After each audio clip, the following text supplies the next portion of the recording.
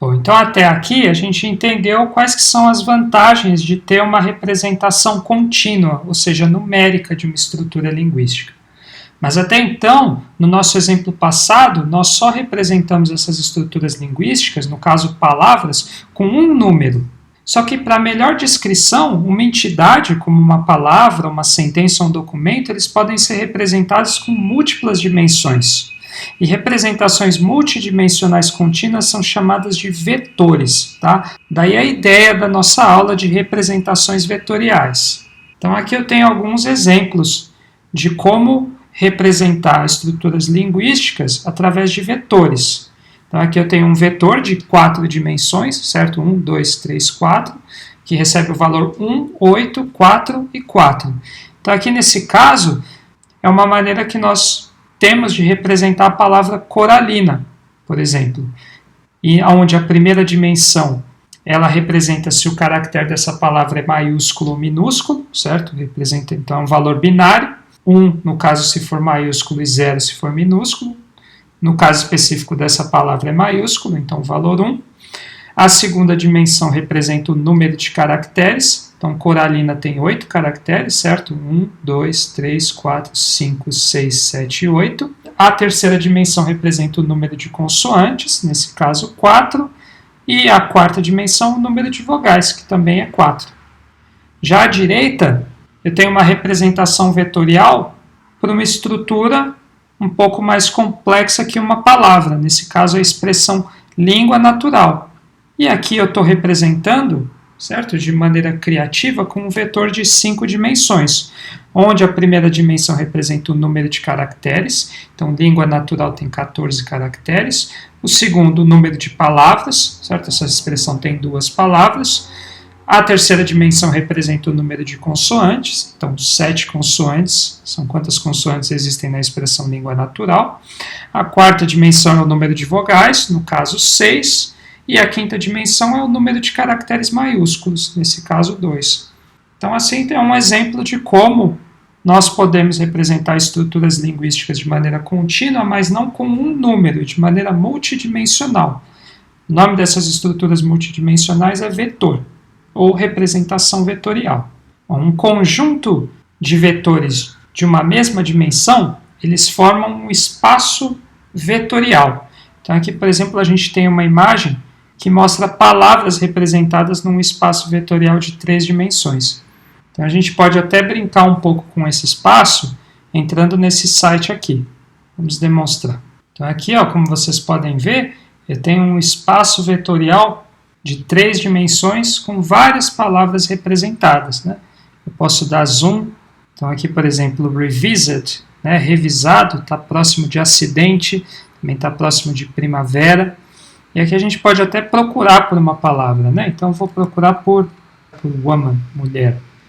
Então aqui estão as expressões que estão mais próximas a essa palavra, né? Então no caso menina, homem, pessoa, lady, né? Senhora, marido, criança.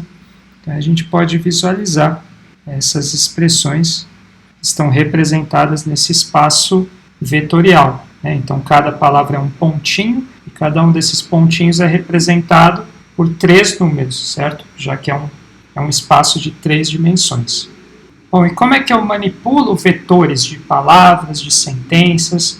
Bom, como vocês já devem ter estudado no colégio, a álgebra linear é o campo da matemática que estuda esses espaços vetoriais e as operações, a manipulação em vetores. Se vocês não se lembram muito bem, não precisa se assustar. No Python, a manipulação de vetores pode ser facilmente feita, de acordo com a álgebra linear, utilizando a biblioteca NumPy.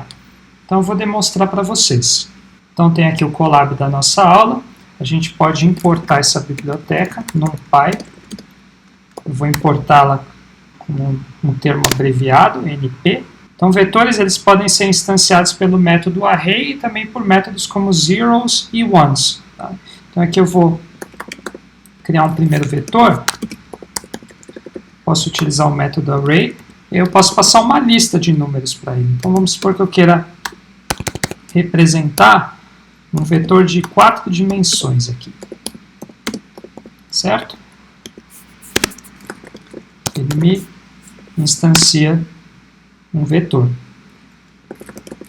Posso também criar um vetor só de uns, né, chamando o método ones, e aí eu passo a dimensão do meu vetor. Então aqui, dimensão 4, ele vai me criar um vetor de 4 dimensões só com números 1.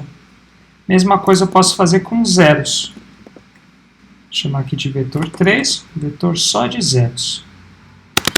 Então, deixa eu imprimir todos esses vetores para vocês verem.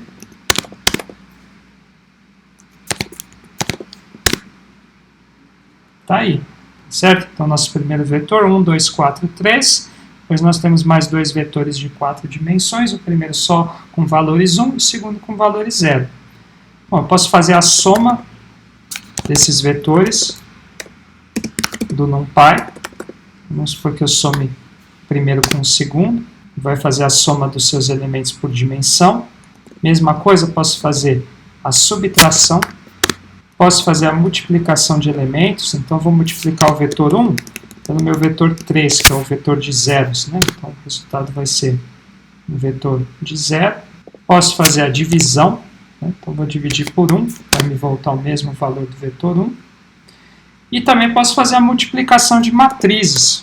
Acredito que vocês lembram, né? Então, aqui a gente pode fazer, por exemplo, o vetor 1 com o vetor 2, e devolve o valor, né? Que é a multiplicação de matrizes, 10 nesse caso. Bom, ok.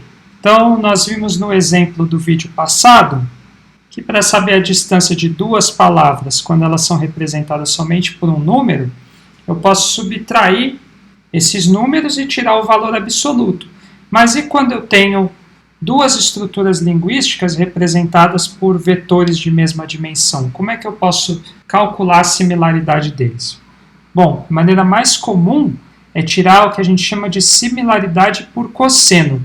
Normalmente, em processamento de língua natural, essa é a medida mais utilizada para medir a similaridade entre duas representações vetoriais. Então, aqui tem um exemplo bem legal do Kung Fu Panda. Aqui eu tenho o personagem principal, que é o Pooh, certo? Vamos supor que eu represente o Pooh com um vetor de duas dimensões. Então, no eixo X, ele é representado por 5, no segundo por 10. E eu tenho aqui a mestre tigresa, que é representada em x pelo valor 7,5 e em y pelo valor 2,5. E como eu sei a similaridade entre esses dois participantes representados com vetores de duas dimensões? Bom, eu posso tirar o cosseno entre eles, né, esse valor, que é dado por essa fórmula aqui, que é a multiplicação do vetor A pelo B, dividido pelo produto interno de A vezes o produto interno de B. Em Python é bem simples tirar essa medida a partir desse método cosine similarity de uma biblioteca chamada scikit-learn. Então vamos demonstrar. Então aqui eu posso importar essa biblioteca, certo? Scikit-learn, e baixar o método cosine similarity. Eu posso representar o Pooh aqui com um array, certo? 5,10. E eu tenho também a mestre tigresa, que, como nós vimos lá no gráfico, é representada pelo valor 7,5, 2,5. Então, eu posso tirar a similaridade entre esses dois vetores, passando o vetor do Pooh,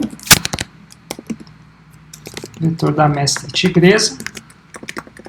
Lembrando que essa medida, às vezes, ela recebe uma matriz, certo? Você pode passar múltiplos vetores para ela. Aqui, no caso, como a gente só está passando um, a gente tem que envolver eles dentro de uma lista, tá? Então, aqui, ela vai me devolver a distância entre esses dois vetores, que aqui, no caso, é de 70, né? Devolve dentro de uma matriz também.